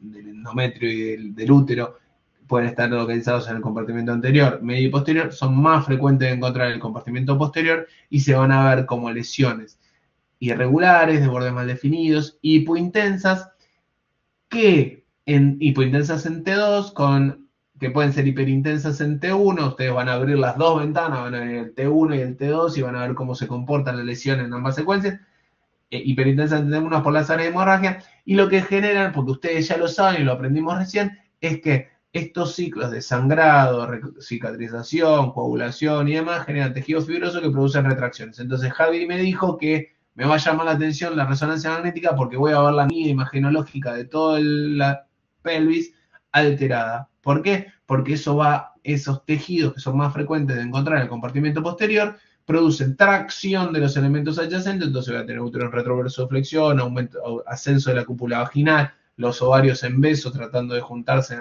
hacia la parte posterior del útero. ¿Por qué? Por adherencias entre el útero y el recto, en los ligamentos uterosacros y demás. Muy bien, eso en cuanto a la endometriosis. Útero posmenopáusico. ¿Qué es lo que tenemos que saber del útero posmenopáusico? Que es difícil de ver. La ecogenicidad es disminuida, los contornos son irregulares, muchas veces puedo encontrar miomatosis uterina, pero ya con áreas de degeneración cálcica. Lo que hay que tratar de hacer es no confundir miomas calcificados con calcificaciones vasculares, las cuales son más simétricas, están todas en las periferias, porque muchas veces yo me encuentro con informes de médicos que vienen y dicen, no, tiene 50 miomas calcificados alrededor del útero como si fuera un rosario. No, hermano, seguramente son vasocalcificados, una paciente de 80 años. Bueno, entonces reducción fisiológica del volumen del útero por deprivación estrogénica, la relación cuerpo-cuello está disminuida, puede igualarse o invertirse, es decir, que el cuello esté más grande que el cuerpo. El miometrio de ecogenicidad homogénea disminuida establece la presencia de lesiones focales, no confundir calcificaciones vasculares con miomas calcificados, que es lo que habíamos dicho, y acá lo que me empieza a interesar me dejan de interesar tanto los ovarios para interesarme el endometrio. ¿Por qué? Porque el endometrio tiene que estar finito entre 4 y 5 milímetros en pacientes asintomáticas. Cualquier engrosamiento endometrial debe considerarse sospechoso, más aún en pacientes con metrorragia posmenopáusica. A ver, útero engrosado, solamente engrosado, sin metrorragia, control. A menos que tenga 20 milímetros de endometrio. Pero más de 5 milímetros, sin metrorragia, control. Útero, endometrio, engrosado, más de 5 milímetros, con metrorragia, en ausencia de miomas o cualquier otra causa, histeroscopía. ¿Sí? También tengo que evaluación sistémica de la cavidad endometrial con los pólipos, sinequias, colecciones, hematometras, piometras, ¿no? Y control del espesor endometrial en terapias hormonales o con tamoxifeno. El tamoxifeno es muy utilizado como terapia en el SEA de mama, produce hiperplasia quística del endometrio y tengo que consignarlo. Muchas veces me encuentro con endometrios engrosados, la paciente hace 1.000.000 de años que terminó con la terapia de tamoxifeno y ustedes agarran y le preguntan, antes de volverse loco, le preguntan si hizo terapia con tamoxifeno, por ahí ya saben que es un paciente oncológico, le preguntan si fue con tamoxifeno y generalmente le dicen que sí, e inclusive le dicen sí, pero como se me engrosó el endometrio, las pacientes saben más que nosotros, como se me engrosó el endometrio me cambiaron al anastrozol, que es generalmente lo que hacen los oncólogos. Si se engrosa el endometrio y hay chance de generar algún tipo de desorden en ese sentido, pasan al anastrozol. ¿Sí? Eso en cuanto al útero de los pacientes menopáusicos. ¿Qué es lo que me empieza a importar? El endometrio. Ahora vamos a hablar del endometrio particularmente, pero del endometrio. Si es más de 5 milímetros. Sin metrorragia lo controlo, más de 5 milímetros. Con metrorragia, histeroscopía. El útero intervenido quirúrgicamente son miomectomías. Muchas veces observar zonas hiperecogénicas irregulares, que son imágenes lineales, materiales de sutura, defectos en el contorno. También pasa en úteros intervenidos quirúrgicamente en el contexto de cesáreas. Vamos a ver las histerorrafias, particularmente las ecografías transvaginales. Histerectomías parciales en caso de miomectomías grandes, en donde de repente tenían miomas que daban muchos sangrados o inclusive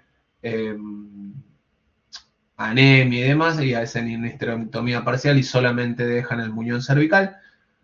Histeroscopías terapéuticas, donde puedo llegar a ver sinequias, y también podemos ver seguimientos postquirúrgicos, evaluar colecciones, hematomas, seromas, defectos miometriales, bueno, en pacientes que hayan sido intervenidos quirúrgicamente y nosotros estemos evaluando.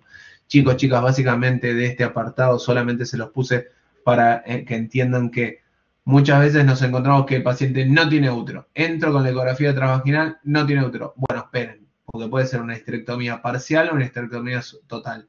Pregúntenle por qué fue la histerectomía, pregúntenle por qué la operaron, generalmente, y dependiendo la paciente se acuerda o no. Si es por mioma, seguramente tenga cuello, midan, vean el muñón cervical. Si fue por algún tipo de atipía, seguramente volaron todo y no tenga cuello. Si ustedes no le ven el cuello uterino, pregúntenle si le hacen papicolpo. Si el paciente dice, no me hacen papicolpo, listo, tampoco tiene cuello. Sí, esa es una forma práctica de entender si tuvo una histerectomía parcial o total. Muy bien. Ya vamos concluyendo. Vamos a hablar sobre la patología endometrial, diferentes aspectos de esta. En primer lugar, la hiperplasia endometrial, que es el engrosamiento endometrial difuso, homogéneo o levemente heterogéneo. La ecogenicidad es igual o discretamente mayor al miometrio y puede observarse la pérdida del patrón trilaminar y bordes mal definidos. En pacientes posmenopáusicas es donde realmente me importa. Mayor a 5 milímetros se considera sospechoso y más aún si tenemos metrorragias.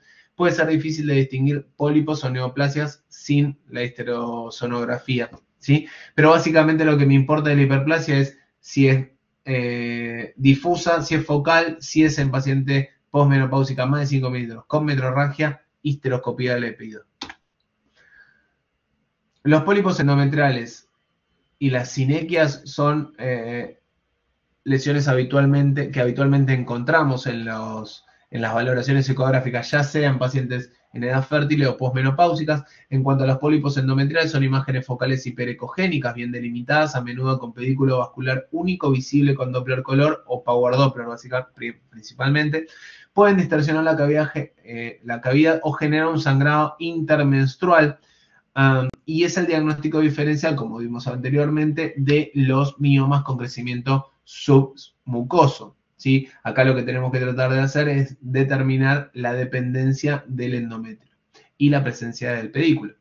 En relación a las sinequias, síndrome de Asherman, son bandas ecogénicas finas que atraviesan la cavidad, pueden observarse defectos de distensión durante la histerosonografía y están asociadas a infertilidad o alteraciones del sangrado. Suelen ser avascular al Doppler, no son nada más y nada menos que cicatrices, ¿sí? Que pueden ser, ahí ya estoy como fibrosas o estar calcificadas. Dime, Leticia. Sí, Doc, una consulta. Las sinequias endometriales, sí. ¿Siempre se dan en un útero operado que ha sido sometido, no sé, a una histeroscopía, a un legrado, o puede darse en un útero que no ha sido operado? Y lo que pasa es que si no, vos agarrás y decís que son calcificaciones, o sea, generalmente las sinequias, más allá de que puedan verse así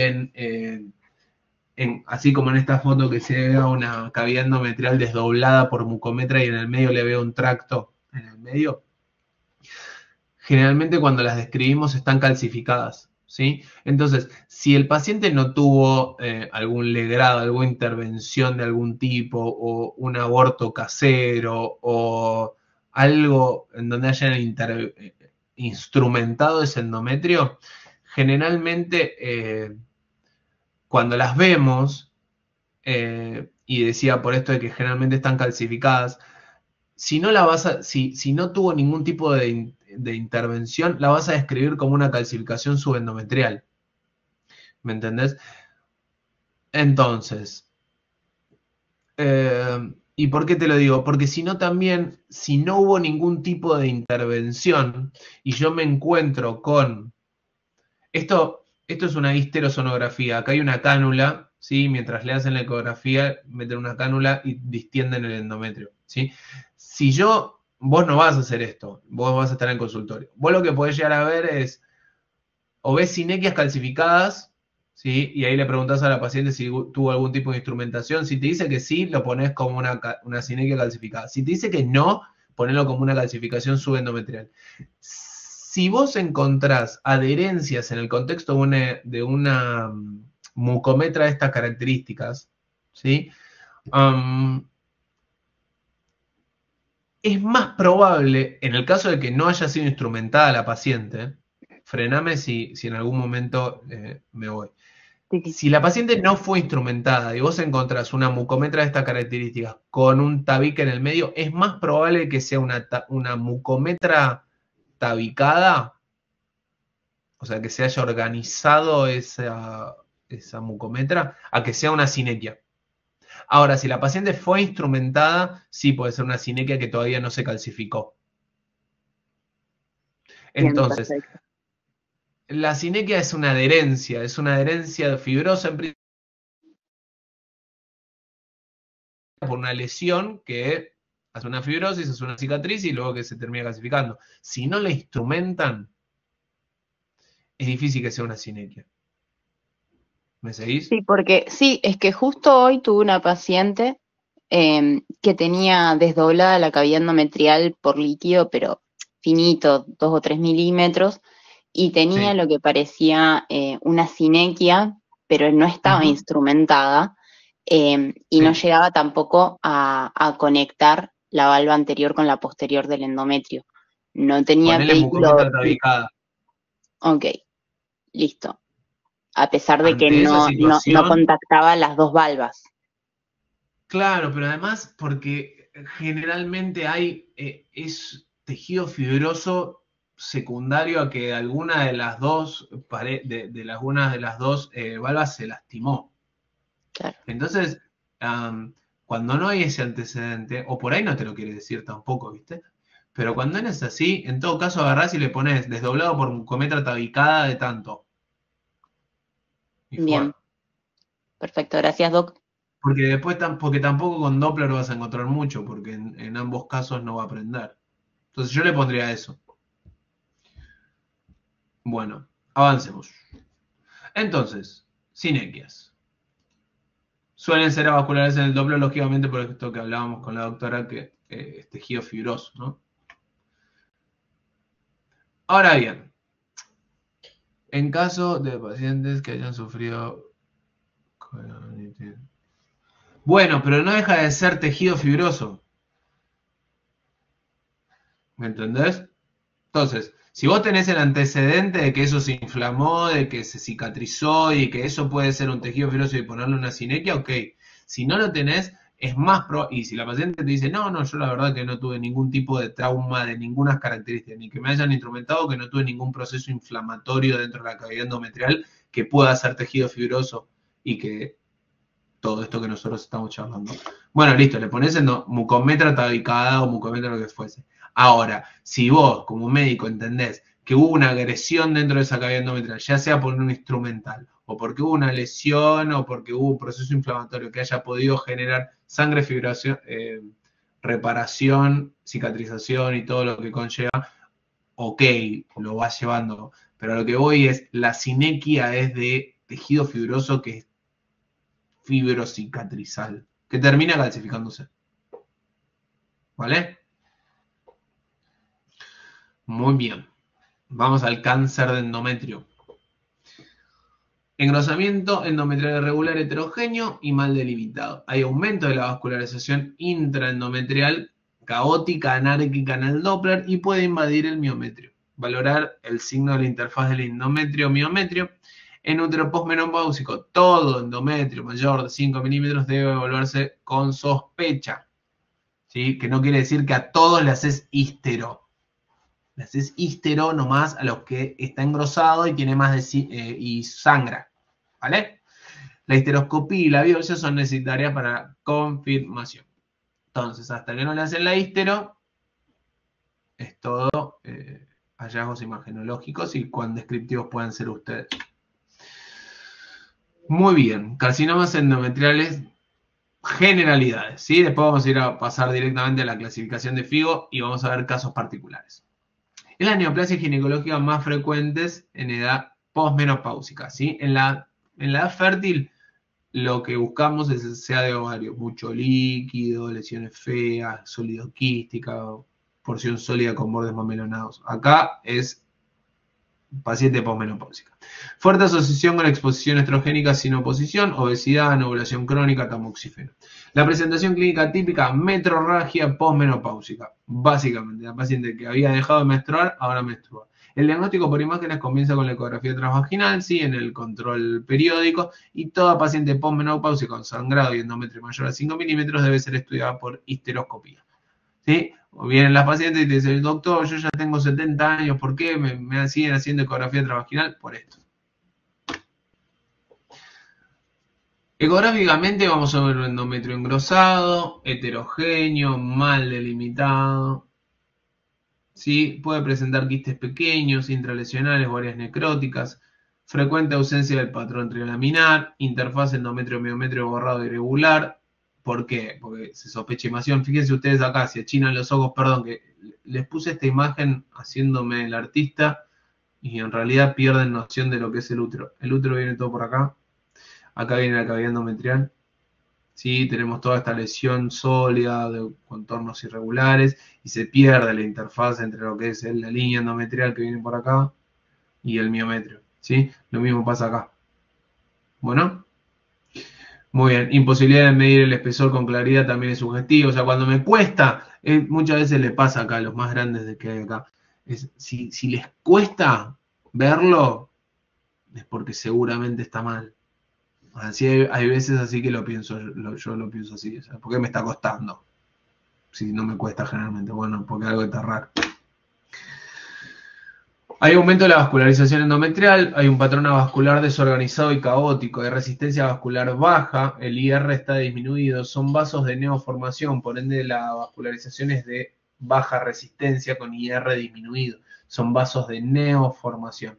¿Sí? Identificación de vascularización transmiometrial en estadios más avanzados. El Doppler ayuda a diferenciar hiperplasia típica del carcinoma. Evaluar presencia de flujo endocavitario y persistente con lesiones sospechosas. Como todos los cánceres, las lesiones, la vascularización es de baja debido a los vasos de neoformación. Fíjense, ven, esto son pocas sístoles y mucha diástole, ¿sí? Parece una arteria cerebral media. Así son vasos típicos de neoformación. Esta es la clasificación de FIGO, ¿sí? La van a usar cuando les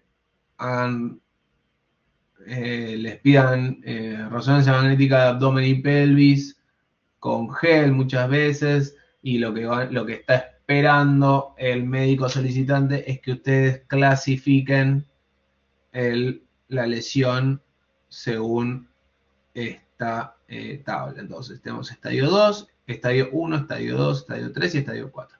El estadio 1, básicamente, no vamos a leer todos, ¿no? Pero el estadio 1 está confinado al cuerpo uterino y al ovario, ¿sí? Estadio 2, hay invasión del estroma cervical sin extensión extrauterina, ¿sí?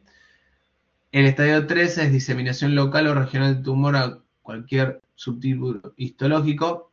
Y el estadio 4 es diseminación de la mucosa de la vejiga, mucosa intestinal o metástasis a distancia, ¿sí? Básicamente, si está localizado, si avanza hacia el cervix y si va más allá del órgano, si es local o, en el caso del 4, a distancia. Entonces, ¿cuál es el rol de la resonancia magnética? ¿Sí? Porque nosotros vimos que con la ecografía lo que hacemos es la edificación local ecográfico, decimos, bueno, esta lesión es sospechosa o lo que fuese. Bueno, con la resonancia magnética vamos a avanzar en el algoritmo y vamos a ver si invade más allá de el útero, anexos, parametrios y si tenemos metástasis a distancia. Lo cual todo eso vamos a completar con estudios metabólicos para ver si hay lesiones óseas o pulmonares y demás. Entonces, es el método de mayor precisión para evaluar la invasión miometrial. Dice con claridad entre el endometrio y el miometrio, en T2 particularmente. Valora la profundidad de la invasión, ¿sí? Que es el 1A versus el 1B en el caso de los localizados. Detecta compromiso del canal endocervical, importante para diferenciar el estadio 1 del estadio 2. Y lo que utilizamos como técnica son secuencias T2, axial, sagital y coronal, difusión y T1 con contraste para evaluar la agresividad y el realce tumoral. ¿Sí? En difu obviamente va a restringir y va a realzar con el contraste. Entonces, para diferenciarlo de patología benigna, permite diferenciar carcinoma de hiperplasia típica o pólipos. El carcinoma presenta realce heterogéneo y restricción en la difusión, que es lo que decíamos antes. Los pólipos suelen ser hipointensos en T2 sin restricción marcada. Distinto pasa con el carcinoma endometrial, el cual tiene mucha restricción y es útil en casos de imagen que la imagen ecográfica no es concluyente. Entonces, volviendo a la clasificación de FIGO, la estadificación y la planificación terapéutica es muy importante la resonancia magnética y nos permite, porque valoramos el tamaño tumoral, valoramos la invasión del cervix y de la vagina, así como también de los órganos adyacentes y a su vez lesiones no solo ganglionales sino infiltraciones o implantes en otros órganos. Lógicamente, y como decíamos anteriormente, todo esto vamos a tener que acompañarlo de un PET-CT para ver posibles afecciones de huesos y en otros órganos como tórax y demás, en pulmones y demás. Entonces, lo que vemos también son compromisos serosos anexiales, presencia de linfadenopatías pélvicas paraórticas, infiltración vesical o rectal. Importante ver los tabiques vésico-vaginal y recto-vaginal. Y es clave para la planificación quirúrgica oncológica que ayuda a definir si el manejo es conservador, quirúrgico o multimodal. Entonces, fíjense ustedes, vamos a lo que nos compete, que son las imágenes. En este caso tenemos una mujer de 53 años con una hemorragia uterina anormal en la menopausia y una masa endometrial vista en la ecografía transvaginal. ¿Sí? Acá. Entonces, en secuencias T, estos son secuencias T2, uno es un axial y uno es un sagital. ¿Sí? O sea, entonces, ¿qué vemos? Muestran ocupación de la cavidad endometrial por una masa de partes sin objetivar, signo de invasión miometrial, y no se observa infiltración del estroma cervical, extensión parametrial ni infiltración de los órganos vecinos sin evidencia de adenopatía sospechosa. Es decir, que la lesión que estoy hablando está confinada al endometrio. ¿Sí? ¿Ven cómo la línea endometrial no está interrumpida? ¿Sí? Entonces esto es un estadio 1. Además tiene un mioma acá. En fin. Muy bien. El estadio 2. Secuencias T2, sagital, axial oblicuo y T1 FATSAT, que es esta, con contraste en donde se observa un engrosamiento endometrial difuso que ocupa la cavidad uterina delimitándose una pared heterogénea anterior, ¿sí? E intensidad de señal intermedia con algún pequeño foco hemorrágico. Se extiende al miometrio anterior, fíjense ustedes. Fíjense acá, ¿no? ¿Ven este sagital T2? Como la lesión que viene de la pared del endometrio anterior se me va hacia el miometrio y no encuentro plano de clivaje, como pasa aquí en el fondo, ¿sí? Entonces, pero sigue confinada al útero. En este caso es un estadio 2. El estadio 3, secuencias T2 y T1 con contraste axial, que muestra una masa ulcerada que ocupa la cavidad de todo el cuerpo uterino con una invasión miometral mayor al 50%. Fíjense ustedes como ya toman contacto con la serosa.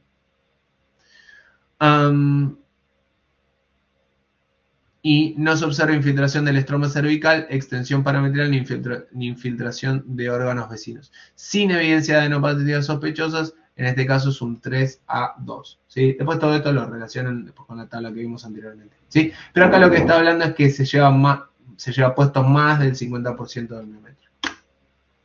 El estadio 4, y fíjense ustedes cómo tenemos el correlato tomográfico, ¿no? Porque tenemos lesiones ya infiltrativas a nivel del tórax y retroaórticas. En este caso, T2 coronal, bueno, tenemos una afección parametrial, anexial derecha y adenopatías ilíacas, lo que corresponde a un estadio por lo menos 3C1, y con la tomografía vemos adenopatías retroperitoneales y en el tórax, ¿sí? Fíjense ustedes en realidad cómo esta lesión ya va más allá y se extiende hacia el tejido, hacia los parametrios, y cuando después en múltiples cortes nos cuentan que tenemos adenopatías ilíacas, encaderna externa e interna, y anexiales seguramente en los cortes coronales y sagitales, coronales y axiales. Y a su vez, cuando le hacemos el correlato tomográfico, ¿sí? Vemos que tenemos también adenopatías, en este caso fíjense ustedes, retroaórticas y pariliares izquierdas.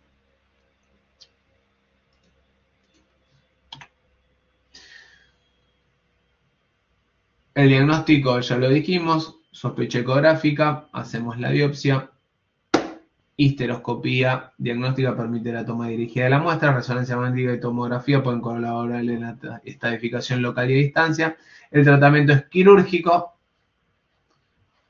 histerectomía con o sin linfadenectomía, seguido o no por radioterapia. El pronóstico es favorable si se diagnostican estadios iniciales, es decir, volamos todo y seguimos con otra cosa. Eso en cuanto al carcinoma de endometrio. Muy importante la resonancia magnética, muy importante la ecografía y sospecharlo. Paciente con metrorragia, paciente menopáusico con endometrio mayor de 5 milímetros, control. Con metrorragia, histeroscopía. Con histeroscopía positiva, resonancia, estadificación. Si veo que se extiende más allá de la pelvis, en la resonancia magnética, completo con tomografía computada o con PET-CT, y veo y estadifico como corresponde, y luego, a partir de eso, se realiza el tratamiento quirúrgico y la terapia oncoespecífica. Dos palabras con respecto a los dispositivos intrauterinos. Básicamente lo que me importa que sepan es el método de elección para su evaluación y su control es la ecografía transvaginal. El DIU, y esto lo traje acá más allá porque el temario me exigía, es porque se van a encontrar con este tipo de dispositivos en la práctica diaria y tienen que saber para qué funciona, tienen que saber cómo o qué es lo importante de cada uno de los dos que aparecen, ¿no? Lo tenemos que ver íntegro, centrado y cerca del fondo uterino. Pero ¿qué pasa? Existen dos tipos de DIU, como ustedes sabrán. El de cobre y el hormonal, o por su nombre comercial, el Mirena, ¿sí? El de cobre se va a ver bien metal, bien ecogénico, con sombra acústica posterior, ¿sí? Y ejerce su efecto anticonceptivo por el simplemente hecho de estar dentro de la cavidad endometrial. El Mirena se va a ver es plástico, entonces se ve con artefactos por reverberancia, ¿sí? No se va a ver bien ecogénico como el otro. Y este no ejerce su efecto por estar ahí, sino que ejerce su efecto por hormonas. Entonces, del de cobre me va a importar a cuán lejos esté del fondo uterino, ¿sí? Lo cual, hoy por hoy, antes utilizábamos, decíamos que más de 20 milímetros estaba muy lejos del fondo. Pero en realidad hay veces que hoy por hoy, hablando con ginecólogos y otros colegas de otras especialidades, hay úteros muy grandes o muy globulosos y hace que si yo mido la punta del DIU de cobre contra el fondo uterino, por ahí tiene mucho miometrio y hace que quede a más de 20 milímetros y entonces yo voy a decir erróneamente que está descendido, ¿sí? Entonces, en esos casos, lo que es importante es, más allá del fondo uterino, es cuánto endometrio libre tengo. Entonces, por ahí, si bien del fondo está a 20 milímetros, por ahí no tiene endometrio libre. Y eso es, en definitiva, lo que me importa. Es decir, fíjense, si yo hiciese una... ¿Ven la punta del láser? Si yo lo mido de acá hasta acá, me da 20, por ejemplo. Pero si este útero fuese más mío hiperplásico y esto fuese más grande, me daría más de 20. ¿Sí? Acá lo que me importa es cuánto endometrio libre tiene, en el caso de que sea de cobre. Entonces ustedes lo que van a hacer es, no van a emitir juicio de valor sobre si está descendido o no, porque después esa es otra vez, es un consejo que yo les doy. O sea, ustedes pongan cuánto está del fondo del útero y cuánto de endometrio libre tienen, en 2 renglones separados. Y después que el ginecólogo o ginecóloga se haga cargo del asunto. ¿Por qué? Porque ustedes le van a agarrar y le van a decir al paciente que se acaba de poner el DIU, le van a decir, no, el DIU está abajo. Entonces la paciente va a ir recaliente a hablar con el ginecólogo y el ginecólogo los va a matar porque ¿qué se meten? Entonces, consejo, midan y no digan nada, ¿sí? A lo sumo, si lo ven muy abajo, sí, o sea, si ven que tiene un montón de endometrio libre, ojo con las relaciones sexuales porque esto puede ser que esté descendido, anda a ver a tu ginecólogo, ¿sí? Pero más que nada, tengan en cuenta el endometrio libre, cuánta cavidad endometrial queda libre, en el caso del útero, el DIU de cobre. En el Mirena, no tiene tanto que ver con la posición del endometrio, del DIU, perdón, sino con el espesor del endometrio. El Mirena ejerce su efecto anticonceptivo por la liberación de hormonas. Entonces, a diferencia del de cobre, en el cual el endometrio puede estar engrosado, en el Mirena siempre el endometrio tiene que estar finito. ¿Sí? Entonces, resumiendo, ¿qué me importa del DIU de cobre? Que esté bien cerca del fondo de la cavidad endometrial y tenga poco endometrio libre. ¿Qué me importa del Mirena? Que el endometrio esté finito. Basically. ¿Listo? ¿Cuáles son las complicaciones? Expulsiones parciales, perforaciones uterinas, migración extracavitaria, hemorragia uterina anormal, asociación con pólipos o sinequias, DIU no visible ecográficamente, verificar la visualización con el hilo en el examen físico y demás. En cuanto a las colecciones intrauterinas, 2 palabras, hematometra, que es cavidad endometrial distendida por contenido heterogéneo, denso, sin flujo con Doppler. Esto va a llevar a lo que luego van a ser las mucometra o que van a generar esos tabiques fibrosos y demás. Pueden asociarse a obstrucción cervical o sinequias severas, que es lo que hablábamos antes de los procesos de inflamación, organización, cicatrización. Y después está la piometra, que es lo mismo infectado. ¿Sí? Se observan en pacientes posmenopáusicos o inmunocomprometidas, pueden ser acompañadas de engrosamiento endometrial con reacción miometrial adyacente, diagnóstico diferencial con hematómetra infectado, carcinoma con necrosis. Conclusiones, aunque ustedes no lo crean. La evaluación ecográfica del útero permite identificar con precisión malformaciones congénitas, patológicas miometriales y alteraciones endometriales. Primero es la evaluación ecográfica, luego vamos a acudir a estudios de mayor complejidad como es la resonancia magnética. Acordémonos que en cuanto a las malformaciones uterinas teníamos varias clases, pero todas radicaban en diferentes alteraciones en la génesis de los conductos de Müller, en la fusión de los conductos de Müller, ya sea completo o parcial, y en la reabsorción del tabique. ¿Sí? Entonces de ahí teníamos las distintas clases. Las malformaciones pueden ser consideradas frente a cuadros de infertilidad o abortos recurrentes y su correcta clasificación tiene implicancia clínica directa. Si bien la ecografía es un primer abordaje, la resonancia magnética es lo que va a terminar de definirlo. También la histerosalpingografía ayuda.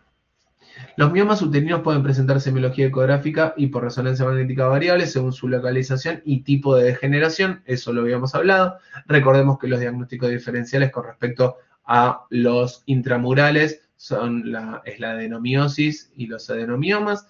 Los submucosos eran los pólipos endometriales y los subserosos los tecomas, fibrotecomas del ovario. El útero posmenopáusico exige especial atención ante hallazgos como el engrosamiento endometrial o presencia de colecciones, como la piometra y la hematometra, y en cuanto al endometrio mayor de 5 milímetros con sangrado a ístero. Las alteraciones endometriales como la hiperplasia, los pólipos y el carcinoma tienen características ecográficas bien definidas, siendo el Doppler y la resonancia magnética herramientas claves para su diferenciación. En cuanto al DIU, deben ser sistemáticamente evaluados en cuanto a su localización y complicaciones asociadas. Del DIU de cobre me interesa dónde está ubicado, del DIU hormonal me interesa que mantenga el endometrio finito. Y la resonancia magnética es fundamental en la estadificación del cáncer endometrial, definiendo invasión miometrial, compromiso cervical y extensión a órganos vecinos. La extensión a órganos a distancia lo vamos a terminar definiendo por tomografía computada multi-slice. Muchas gracias por su atención. Larga la clase, che.